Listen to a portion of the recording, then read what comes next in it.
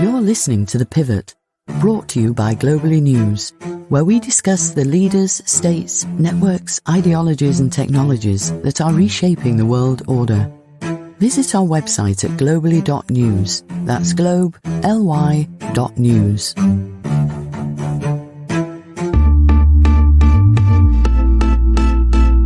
Hi everyone, welcome to The Pivot. My name is Arif Rafiq and I'm your host. Benjamin Netanyahu has been a fixture of Israeli politics for 3 decades. Today he finds himself facing his greatest political challenge ever in the wake of the October 7th terrorist attacks by Hamas. The attacks took the lives of over 1,000 Israeli civilians, as well as hundreds of active duty security personnel. And the crisis is by no means over, with more than 200 Israeli nationals being held prisoner by Hamas. Now, prior to the attacks, Netanyahu was already an embattled figure, facing a corruption trial and protests over overhauls to the judiciary that have divided the country. Now Netanyahu faces the prospects of a bloody ground war, potentially on multiple fronts. In this episode, we'll explore the mood on the ground in Israel, how that may shape Netanyahu's decision-making, and what the ongoing crisis means for the future of his government, his legacy, the fate of the Israeli state, and the question of Israeli-Palestinian peace. To help us unpack all this, we're joined by Mairav Zonszein, a senior analyst at the International Crisis Group. Mairav is an expert on Israel's domestic politics and Israeli-Palestinian relations. She's contributed to the New York Times, the Washington Post, and many other respected publications. Mairav, thank you for joining us. Thanks, Arif. Before I ask you the first question, I just wanted to note for our audience that this episode is part of a series that looks at the ongoing Israeli-Palestinian war from multiple angles. Last week, we devoted a full episode to how the war is impacting Palestinians, and this episode focuses on dynamics in Israel, centering around the leadership of Prime Minister Benjamin Netanyahu. It's important to note that at the time of the recording of this episode, over 7,000 Palestinian civilians have been killed by Israel in Gaza, according to local authorities.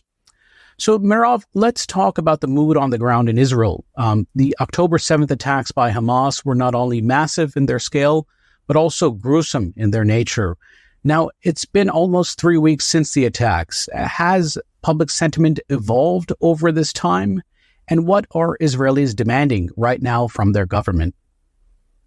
So, it's hard to overstate just how game-changing this event was and how traumatic for Israeli society it has been, and also that the details of what exactly went on that day on October 7th are still developing and being unfolded and discovered. Not only are the bodies still being identified, there's been a real difficulty in identifying all of the bodies. Some of them literally were burned to bone and dust, but also what exactly happened, how did the Hamas militants get in?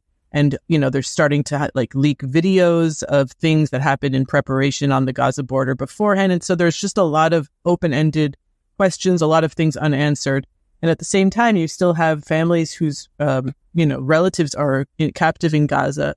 And the utmost concern now for much of Israel is to get them back home.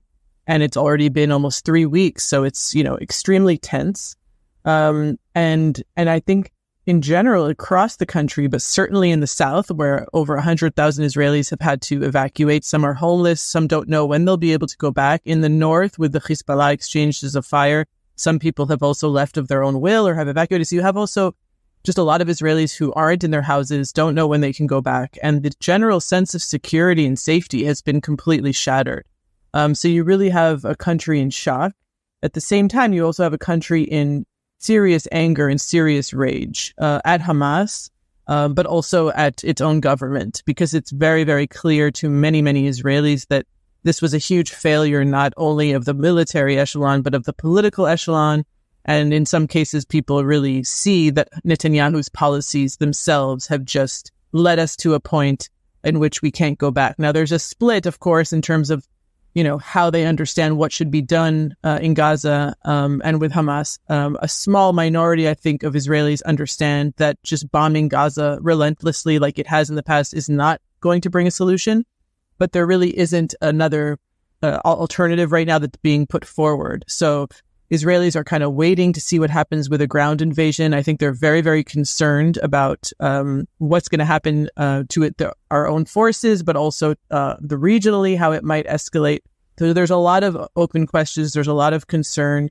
And, a lot of people don't trust this government to lead us through the war. But at the same time, nobody's actually saying right now Netanyahu has to leave. I mean, very few. And there's not any protests in the streets like there were up until now. So everything has kind of come to a grinding halt. And I think slowly, even though there's still rockets flying, slowly people are trying to start to get back to things. But for example, the education system has been pretty much shut down since October 7th. So things are still slowly but surely trying to, get back to some kind of crazy routine. Mm. Now, in terms of the public's demands for a response to the Hamas attacks, to what extent is whoever rules Israel in the coming weeks and months constrained by what the public wants? Because naturally, the response to the kind of images that they've seen in terms of the Hamas attacks and the details of the attacks, trigger a visceral response. So I'm wondering, in terms of elite decision making, how important is the public response, and what impact does that have on whoever rules Israel? Well, I guess the public fear now and kind of the general sentiment that we can no longer coexist with the Hamas on our border is clear across the board. Even, there's nobody who thinks that Hamas can remain intact the way that it is. But when it comes specifically to the hostages, I think there's a very big difference between the public sentiment and the government, and specifically Netanyahu, who has spoken almost not at all about the hostages in any of his public statements. And in general, the government has not seemed to prioritize it. And I know from speaking to some officials here that it seems like that's a secondary priority right now, because they've put such a tall order of dismantling and destroying Hamas that's the number one concern, and there might be a lot of collateral damage involved in that. And so the hostage situation, I think, for the public is the number one priority. And in the past, Israel has, prioritized, and for example, Gilad Shalit, who was taken captive in Gaza, was released for many, many Palestinian prisoners, including Yahya Sinwar, who is now, heading Hamas. So most Israelis want them home, whatever the price. That's the sentiment. But the government and the military see it quite differently. And the families of the kidnapping victims, too, have coalesced. They've formed kind of a lobby group, the Hostage and Missing Families Forum. We've seen some of them, express opinions about what they expect from the response. Some have expressed fears that Israel's aerial bombing campaign and even a ground offensive could put the hostages in danger. So I'm wondering, you said that the fate of the hostages is very important for the general public, for the public at large. But how important in terms of shaping the government's response are the families of the hostage victims themselves? It doesn't seem like that's really a factor here, because they have much bigger fish to fry, right? They have to figure out how to remove Hamas from power. And as I said, that's the priority.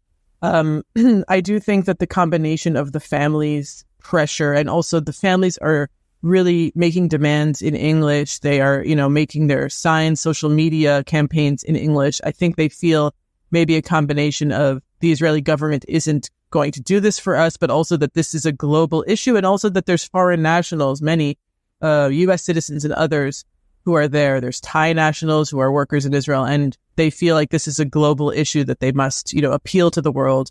And I think the combination of their demands, along with the U.S. seemingly putting pressure on Israel to delay the ground invasion for the ability to negotiate some kind of prisoner release through Qatar and Egypt. So that's something that I think is a channel that's taking place. It's really actually very hard to understand what exactly the government's agenda is. I think it's in a lot of disarray. And I think some people think Netanyahu is either indecisive or averse to taking any serious action. Others think this is kind of a calculated strategy of pushing things along until, something happens that will force more action. So it's hard for me to say exactly what the government is thinking right now, but there are now a few days that we have that supposedly Israel has decided to delay this ground invasion in the hopes of a hostage release. So I think the families are really, really, praying that this is going to happen. You talked about the issue of disarray in the Israeli government, and that was going to be my next question. Netanyahu has come under criticism from many sides, as you noted. A poll in the Mairav newspaper suggests that up to 80% of Israelis believe that he should take responsibility for the security failures that led to the October 7th attacks. And I think his statements yesterday kind of move in that direction, though he, fell short of really claiming accountability for what happened, at least in terms of the intelligence failure and all that. Now, some have called for his resignation. Others, including officials in the IDF or retired IDF officials, have criticized many of his appointments, including the lead hostage coordinator, Gal Hirsch. So I'm wondering, how severe is the institutional disarray in Israel? And to what extent is it the result of Netanyahu's own political machinations over the past year as he's faced these corruption charges? Yeah, in a lot of ways, the failure and the kind of trauma that's happening in Israel is not just as a result of what happened on October 7th, but everything that's happened since then, because even just the basic services of providing transportation for reservists to get to where they need to go, for providing hotels and places of shelter for the evacuated families and the victims, all the kind of, logistics of dealing with this issue, and there's a lot to deal with on a mass scale, is something that the government hasn't really properly been able to organize and coordinate. And we've seen that civilians have become kind of the backbone of the functioning of this country. And in a lot of ways, the very protest movement against Netanyahu and this government's judicial overhaul plan went from protesting the government to basically providing services and food and care for the people who are, currently suffering in Israel. So you kind of see like a very clear failure of the state right now. And that's a big part of what people are feeling and is causing so many people, I think, to realize that Netanyahu is clearly not up for the challenge, and that this government, it's not only the last year of this government, it's years and years of corruption and consolidation of power and political appointments. It's, very open in the Israeli media that a lot of the people, there's either certain ministries that aren't staffed because they've just been left unstaffed, or they've been staffed by people who aren't skilled in these specific positions. And you can see that, years of this kind of approach has just really collapsed Israel's ability for its institutions to function. And everything has become politicized, and, all of it is just, opportunism and populism. And, that's really epitomized by how Netanyahu has not even been able to speak to the public in a way that they feel there's any empathy. When Biden came to Israel at the beginning of this war, he was the one who provided that kind of sentiment and sympathy and empathy for the Israeli public and made the hostages a priority. Netanyahu hasn't done that. So there's really a lot of disarray. And there's also the issue of the political versus the military tensions, because as you said, there's a lot of security officials who, as former security officials specifically, who have come out against Netanyahu even before the October 7th attack, because of his leading Israel less and less from a place of democracy. And at this point, that's become even more extreme. I mean, they just, speak out against him as somebody who can't be trusted. So you have a situation in which nobody trusts Netanyahu, but nobody really knows how to remove him from power. And because we're in a crisis of war, many just assume that he'll stay around until we finish whatever this job is and then deal with that, right? But for Netanyahu to actually, I guess, be challenged, there would have to be either mass protests in the street, which is very challenging when you have rockets and a crisis, or you would have to have major defectors from his own party destabilize the government, and neither of those things are taking place right now. You keep on anticipating my next questions. On that point of the kind of the disconnect that we're seeing between the political leadership and the security leadership in Israel, over the past year or so, we've had some of that rise to the surface. at least in terms of news reporting, where, there's speculation that some of his appointments, like, his appointments of political allies like Gal Hirsch, reflect his distrust of Mossad. The head of Mossad, David Barney, reportedly allowed the organization's employees to take part in the protests against the so-called judicial reforms earlier this year. So I'm wondering, how severe is that disconnect? And do you see any potential impact on how this war is pursued?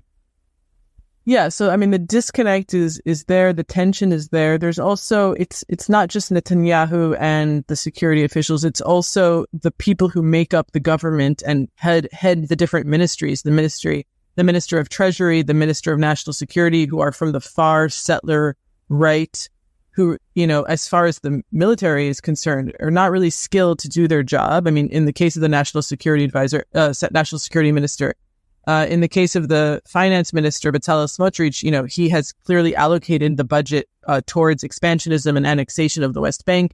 And so you have like a much, much deeper and bigger divide between the political echelon and the military echelon, in the sense that the military are the people on the ground who need to deal with the day-to-day issues of security. And like, if you look at the West Bank specifically, which is also experiencing a lot of violence against Palestinians, you have a political echelon inciting against Palestinians, settlers being, just reigning with impunity, and then the military having to deal with the, backlash and repercussions of that. So there's, and Netanyahu has basically just allowed all this to happen and encouraged it to happen. And the military isn't also doing anything about it, but they at least openly condemn it and say that it has to stop. So there's really very, very deep divides. As far as the specific war cabinet and the kind of, I think the people who joined the war cabinet with Netanyahu are all very well-experienced veteran military chiefs. Benny Gantz worked with Netanyahu. He was chief of staff, the IDF, defense minister. They probably are even more aggressive in terms of their understanding of how to deal with Gaza than Netanyahu would be. I don't think that they're a moderating force, but I think they are probably a lot more well-versed in the different scenarios that should be taken, and possibly also have better relations with their U.S. counterparts to deal with it. Now, I just want to go deeper into this question of the degrading of Israeli institutions under Netanyahu. He's ruled the country for roughly 13 of the past 14 and a half years. And Israel, at least until these attacks, was more divided than ever before. Faith in public institutions has declined. And some have said that even that, Shin Bet, the leading Israeli internal security organization, has been politicized by Netanyahu. So I'm wondering, when we look at the October 7th attacks, they were pretty precise in terms of how they targeted intelligence facilities, along the border with Gaza. And the Israeli response was, according to some accounts, pretty chaotic. So I'm wondering how, this period of disarray and Netanyahu's long rule over Israel has degraded the quality of Israel's security institutions, and specifically with respect to the October 7th attacks. Is that a bit of a stretch in making that connection? No, Israel still has, the strongest military in the region, and it has a lot of resources and technology, and it exports, its cyber surveillance technology, which is well documented, and it has the capacity. But I think what we saw on October 7th is that your military and economic prowess is only as strong as the people who are running it, and I think what we saw is just years and years of Israelis feeling, in general, but specifically the leadership, feeling that they can do as they want and not pay a price for it, and that there's a certain invincibility to their power. And when you compound that with the ability to normalize relations with Arab countries who have in the past, not been willing to do that, then you kind of just feel this hubris.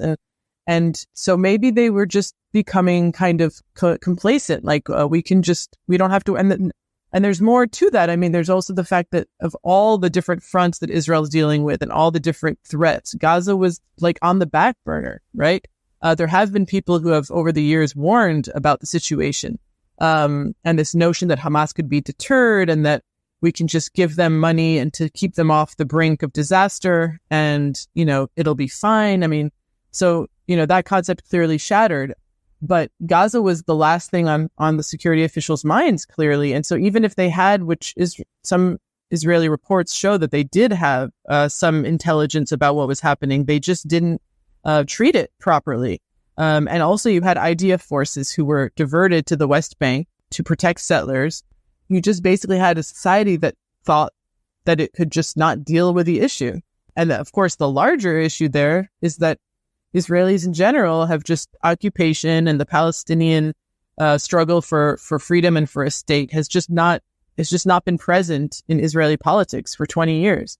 It's just not something people talk about. So I think all of these factors led to the kind of inability for Israel to institutionally and politically be prepared for what happened. Now, some in Israel have accused Netanyahu of playing an enabling role with Hamas. And it seems to me, at least until the October 7th attacks, there was something like a kind of a symbiotic relationship between the two going back to the 1990s. Hamas's suicide attacks helped Netanyahu come to power for the first time in 1996 when he defeated Shimon Peres. And it seems like Hamas has been that non-partner for peace that he's desired. And their presence in Gaza, their domination there, allows him to preserve the political status quo and then change facts on the ground, specifically with settlement expansion. Do you agree with that, or is that an oversimplification? Yeah, no, I think that they have been mutually reinforcing. It's well known that Netanyahu's policies over the years, and again, not just Netanyahu, Israeli governments, but he has dominated politics for the last 15 years, but it has been to not engage with the Palestinian Authority, to kind of, make it this kind of subcontractor of the military occupation and weaken it, and not give it any credibility and not enter into a serious peace process, while claiming to want a two-state solution for a while, and then more recently, in recent years, clearly breaking from that. And Hamas provided the perfect alibi for Israel to not have to engage with Palestinians in a real way. And, the use of force in this conflict is also something that, if you look at all the times that Israel has tried to enter into some kind of peace agreement, it's been after periods of intifada, periods of suicide bombings. So, when Palestinians are nonviolent and when they protest, that usually, or almost categorically, has been rejected and sidelined. It's when they use force that all of a sudden Israel, comes to the table.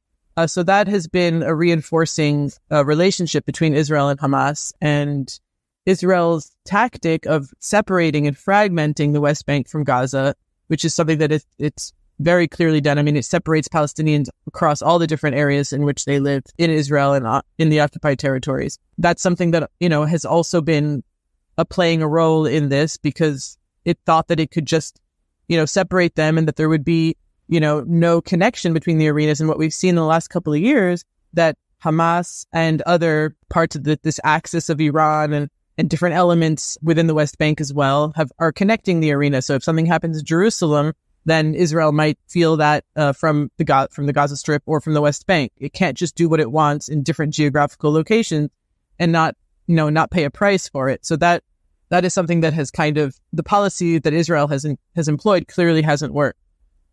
Yeah. And part of that policy has been, as you touched upon a bit earlier, that push for normalization with Arab and Muslim majority states. And that seems to me to be part of Netanyahu and the Israeli security establishment's attempts to change the facts on the ground by sidelining the Arab and Muslim majority states that had once said that the establishment of a Palestinian state is a prerequisite for their normalizing relations with Israel. Now, I'm wondering, that push for normalization, I think there's an obvious linkage to Israel's relationship with the Palestinians and the question of a Palestinian state. But I'm wondering how much of that push for normalization was also motivated by Netanyahu's own battle for political survival. That, let's say, for example, getting a deal with Saudi Arabia would dramatically improve his standing in Israel and then serve as a buffer against these kind of corruption changes. Do you see any linkage between the two? Yeah, I mean, there's definitely, normalizing with Saudi Arabia would be just a clean win-win situation for Israel. But I think, the specific Saudi-Israel normalization track is really more about the U.S. foreign policy's interests, and Saudi Arabia's, domestic interests and foreign policy interests. And, we can get into that. But, Saudi Arabia has kind of been playing the U.S. against China, and it has its own interests. So in some ways, Israel has become at the center of this, and it certainly has a lot to gain. But I really think this is actually an issue that has a lot more to do with those players than with Israel. But in terms of Israel's, general relationship to the Gulf countries, to these normalizations, I mean, this is something that very clearly was about, economic and military interests on both sides, and really not about peace because they're not at war. And so, Netanyahu has been very successful, along with Trump, in selling it as a peace deal when really that's not what it's about. And Netanyahu also, has a legacy to deal with and to worry about. And his whole career has been based on not just rejectionism of a Palestinian state, but also the threat from Iran. So it's, very much in his interest. I guess in some ways, Israel tried to create a kind of, Arab NATO against Iran with the U.S. That didn't really pan out. But, Netanyahu was basically able to strike a deal with the UAE and Bahrain and sell it as if it was in exchange for stopping annexation. And when you think about, how absurd and outrageous that is, right? A, because that shouldn't be the swap, and B, because Israel is de facto annexing anyway. But, in effect, the whole Netanyahu doctrine that we can make kind of peace or normalize and make the Arab-Israeli conflict go away before we deal with the Palestinian issue, clearly that isn't the case. And so I think also, his image as Mr. Security and Mr. Diplomacy, not just in Israel, but in the world, has really, really taken a major hit. And, looking at sort of the drivers of the October 7th attacks, it's hard to kind of rationalize, of course, without justifying Hamas's motivations. But I'm wondering, to what extent was this push for normalization between Saudi Arabia and Israel a precipitating factor? I mean, this would be just speculation on your part, because in the end we have to rely on, what Hamas says itself. But I'm wondering if that false sense of security and then the push for normalization was a causal factor in Hamas choosing a catastrophic attack like this. I mean, I think that it was maybe part of the timing, or part of like the last trigger. But I think it enumerated a bunch of reasons for the attack, having to do with undermining the status quo in Jerusalem in Al-Aqsa Temple Mount compound, the siege on Gaza, which is something that it has repeatedly demanded be lifted. And so there's, a series of things that go way deeper. And of course, they are interested in the release of Palestinian prisoners. That's why they employ the tactic of taking hostages.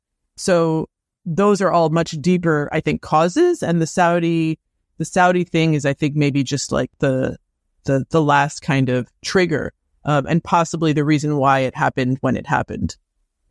Okay.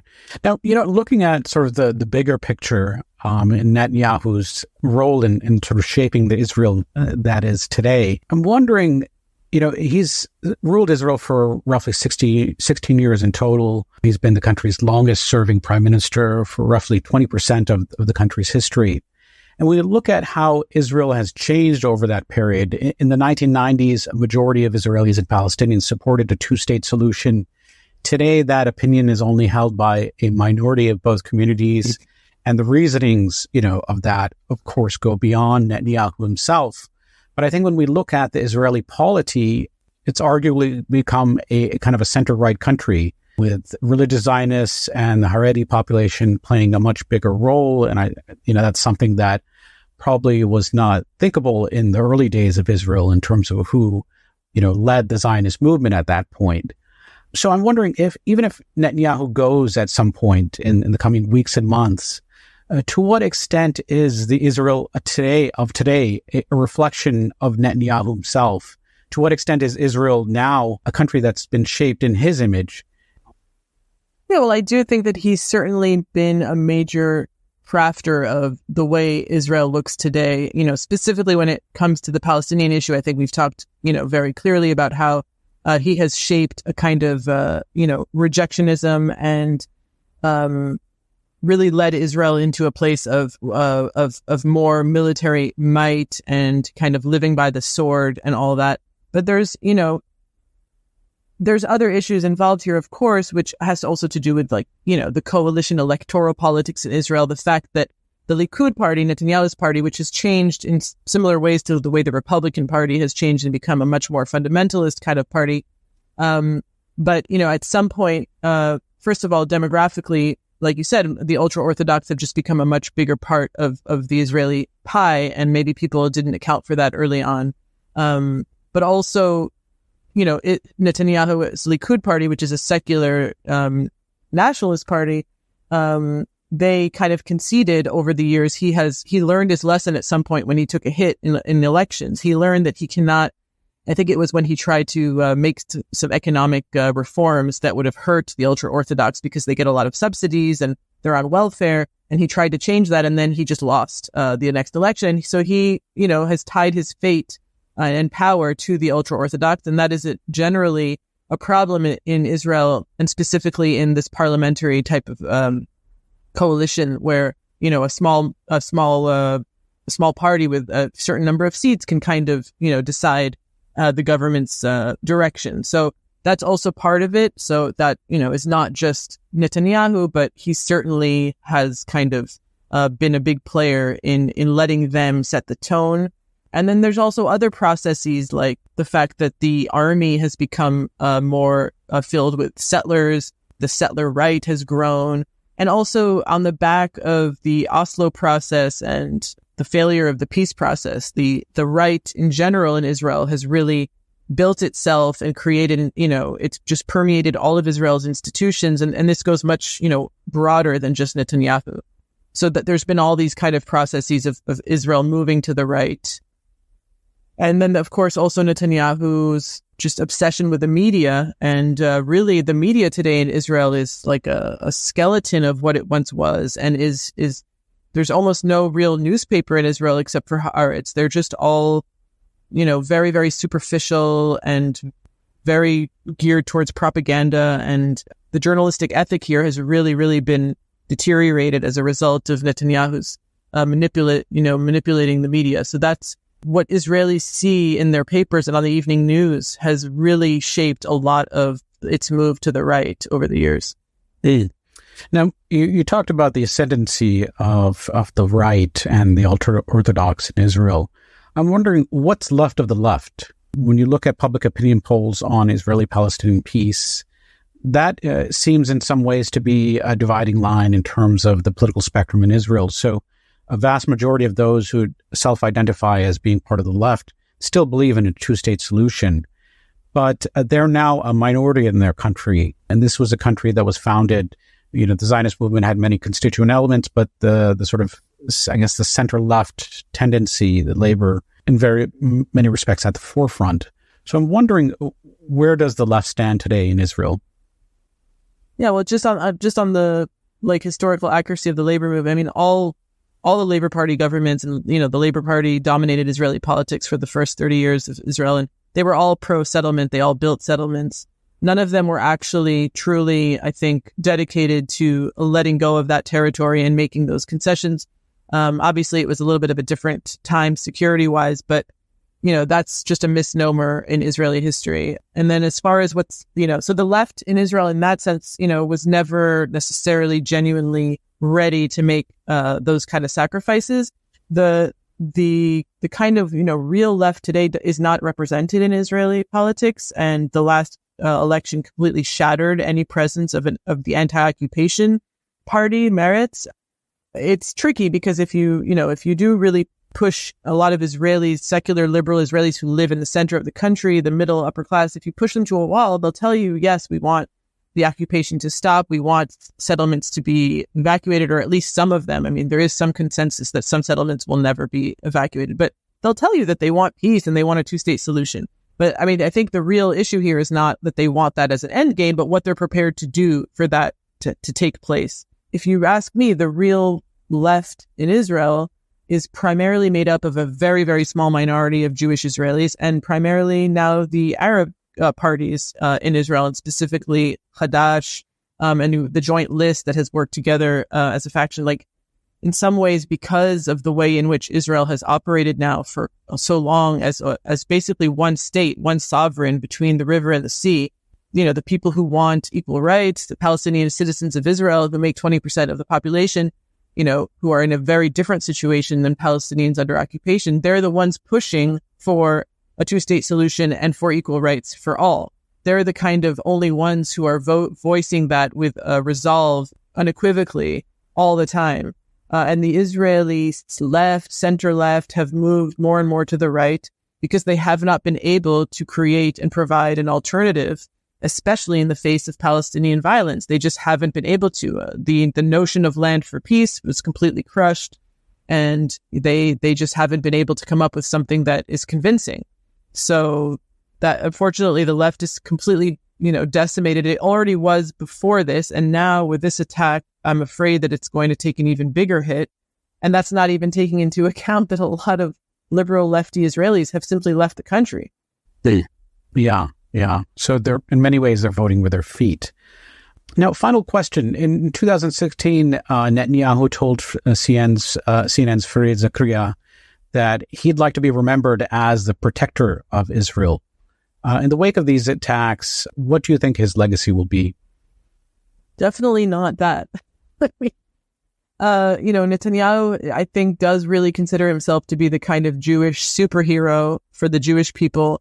And I have personally, in my work in journalism, have followed how he has, made, allies with some of the most anti-Semitic regimes and weaponized the Holocaust and weaponized anti-Semitism for his own political gain. And he's done it time and time again. And he's in general aligned himself and Israel with much more of the global far right than he has with the Western liberal democratic order.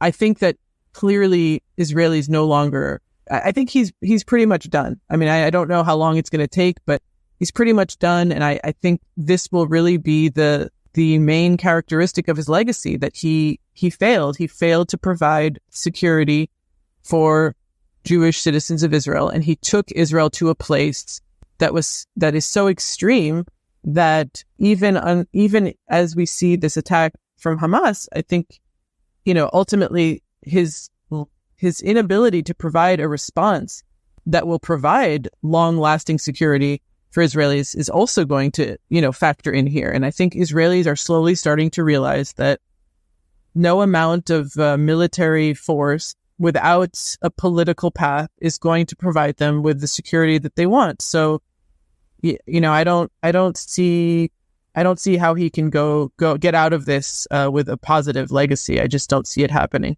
I don't see how he can come out of this victorious or with a legacy that isn't completely tarnished by what is the worst attack Israel has ever experienced, or at least since 1948.